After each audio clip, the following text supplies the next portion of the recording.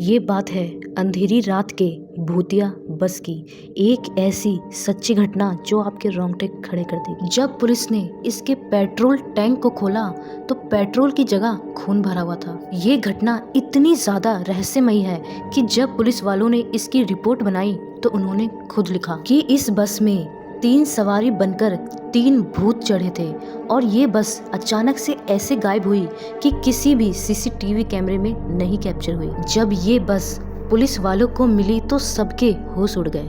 कहानी है root number 375 भूतिया बस की। ये कहानी है 14 नवंबर 1995 की।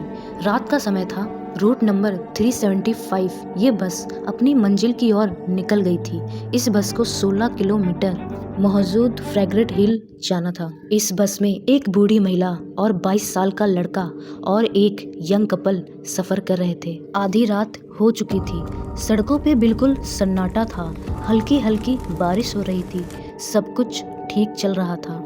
तभी ड्राइवर को 2 लोग दिखाई दिए जो कि किसी बस स्टॉप पे नहीं खड़े थे बल्कि किसी सुनसान जगह खड़े थे। पहले तो ड्राइवर ने सोचा कि बस ना रुकूं क्योंकि ये इंडिया नहीं चाइना था। यहाँ पे बस सिर्फ बस स्टॉप पे ही रुकती है। लेकिन फिर ड्राइवर ने सोचा ये आखिरी बस है, अगर मैंने ना रुका तो ये रात भर यूं ही खड़े रह जाएंगे। तो ड्राइवर ने अपना बड़ा दिल दिखाते हुए बस को रोक दिया। जब वो 2 लोग बस में चढ़ने लगे, लेकिन जो लोग बस में पहले से ही मौजूद थे वो थोड़ा चौंक गए क्योंकि इन लोगों ने पुराने जमाने के ट्रेडिशनल चाइनीज कपड़े पहने थे और इन लोगों में से बदबू आ रही थी। और ये 2 नहीं 3 लोग थे। उन दोनों ने तीसरे बंदे को अपने कंधे पे लटका रखा था। शायद उसकी तबीयत खराब थी या वो नशे में था। ऐसा जो बस में मौजूद लोग थे उन लोगों ने सोचा और इस बातों पे ध्यान नहीं दिया। लेकिन बस में जो मौजूद बूढ़ी औरत थी उसका ध्यान इन तीनों पे से हट ही नहीं रहा था। उसे कुछ गड़बड़ लग रहा था। बल्कि बस में जो मौजूद लेडी कंडक्टर थी इसने उससे भी कहा कि तुम्हें कुछ अजीब नहीं लग रहा? इनके कपड़े कितने पुराने हैं और इनमें से कितनी बदबू आ रही है। तो लेडी कंडक्टर समझाती है कि हो सकता है ये किसी ड्रामा सीरियल में काम करते हो या एक्टिंग वगैरह करते हो और जल्दबाजी में ये अपने पुराने कॉस्ट्यूम बदलना भूल गए हो। लेकिन बस में और भी जो लोग मौजूद थे उन लोगों ने इन पे ध्यान देना ही छोड़ दिया। बस आगे बढ़ती है। बस में जो कपल थे वो अपने बस स्टॉप पे उतर जाते हैं। अब बस में बसते हैं ड्राइवर, कंडक्टर, वो 22 साल का लड़का, बूढ़ी औरत और वो 3 लोग जो कि बस के आखिरी सीट पे बैठे हुए थे। अचानक से पता नहीं क्या हुआ उस बूढ़ी औरत को। अचानक से चिल्लाने लगी उस 22 साल के लड़के के ऊपर कि तुमने मेरा पर्स चुराया है। 22 साल का लड़का सोचता है कि आखिर अचानक से क्या हुआ इस बूढ़ी औरत को। ये लड़ाई रुकी नहीं। बस को रुकवाया और कंडक्टर से कहा हमें नेक्स्ट स्टॉप पे रोक देना, मैं इसकी पुलिस में कंप्लेन करूंगी। लेडी कंडक्टर भी सोचती है कि आखिर ये हो क्या रहा है। ये लड़का तो इतना दूर बैठा है, लेकिन उस बुढ़िया की जिद की वजह से बस को रोकना पड़ता है। फिर नेक्स्ट स्टॉप पे उन दोनों को उतार देते हैं और बस अपने आगे के सफर पे चल देती है। फिर उस बस में ड्राइवर, कंडक्टर और वो 3 लोग ही मौजूद थे।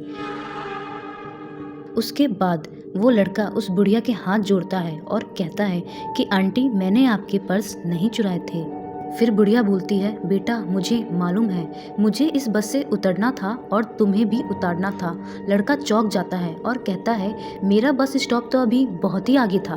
फिर वो बुढ़िया बोलती है बस में जो 3 लोग मौजूद थे वो भूत थे। क्योंकि जब बूढ़ी औरत उन तीनों को देख रही थी तो हवा की वजह से उनके कपड़े उड़ रहे थे। उन तीनों के पैर नहीं थे, वो हवा में ही चल रहे थे। इस लड़के को इनकी बातों पे यकीन तो नहीं हुआ लेकिन वो बहुत ही डर गया था। फिर वो दोनों डिसाइड करते हैं कि हमें पुलिस कंप्लेन करना चाहिए।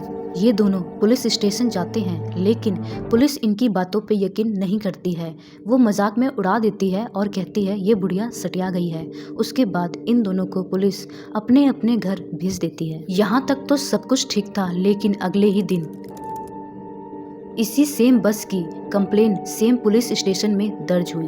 तभी पुलिस वालों को याद आता है कि इसी सेम बस की कंप्लेन लेकर वो 2 लोग आए थे।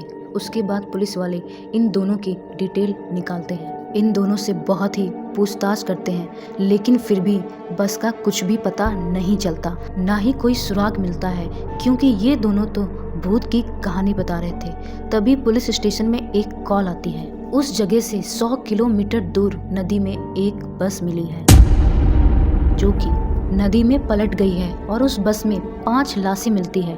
पुलिस समझ गई थी कि पुलिस को इसी बस की तलाश थी, लेकिन जब पुलिस वहां पे जाकर अपनी टीम के साथ तलाश करती है, जो 2 लाशें थी वो तो बिल्कुल सही थी, जो कि ड्राइवर और कंडक्टर की थी, लेकिन जो 3 लाशें थी रहस्यमयी पैसेंजर की, वो इतनी ज़्यादा खराब हालत में थी कि जैसे वो सालों पहले ही मर चुके हैं। उनकी लाशें बहुत ही जल्दी डिकम्पोज हो गई थी। फॉरेंसिक रिपोर्ट वालों ने भी बताया कि इनकी मौत कल रात नहीं हुई है, ये तो बहुत पहले ही मर चुके हैं। पुलिस वाले को समझ नहीं आया कि ऐसा कैसे हो सकता है। फिर पुलिस वाले ने बस कंपनी के लोगों से पूछताछ की तो लोगों ने बताया कि बस सिर्फ 16 किलोमीटर का ही रूट तय करती थी, क्योंकि उसमें उतना ही फ्यूल होता है। अब सवाल उठता है कि उस बस में इतना फ्यूल कैसे आया कि वो 100 किलोमीटर दूर चली गई। जब पुलिस ने वहां के सारे रास्ते के सीसीटीवी कैमरे को चेक किया तो पुलिस का भी दिमाग हिल गया, क्योंकि उस बूढ़ी औरत और उस 22 साल के लड़के के उतरने के बाद बस सीसीटीवी कैमरे में कैप्चर ही नहीं हुई। ऐसा लग रहा था वो बस गायब हो गई, क्योंकि वो बस नदी में कैसे पलटकर गिर गई इसका कोई सबूत ही नहीं मिला। जब पुलिस ने बस के फ्यूल टैंक को चेक किया तो उनकी आंखें फटी की फटी रह गई, क्योंकि उसमें डीजल नहीं खून था। इतना ब्लड आया कैसे और आखिर ये किसका ब्लड था? ये सारी चीजें मिलकर एक ऐसी गुत्थी बन गई, एक ऐसा रहस्य बन गया था जिसे पुलिस सुलझा ही नहीं पा रही थी, क्योंकि पुलिस के पास कोई भी सबूत नहीं था, कोई भी क्लू नहीं था। ये घटना उस समय इतनी ज़्यादा मिस्ट्री बन गई थी कि हर न्यूज़पेपर के फ्रंट पे इस घटना के बारे में कवर किया गया था।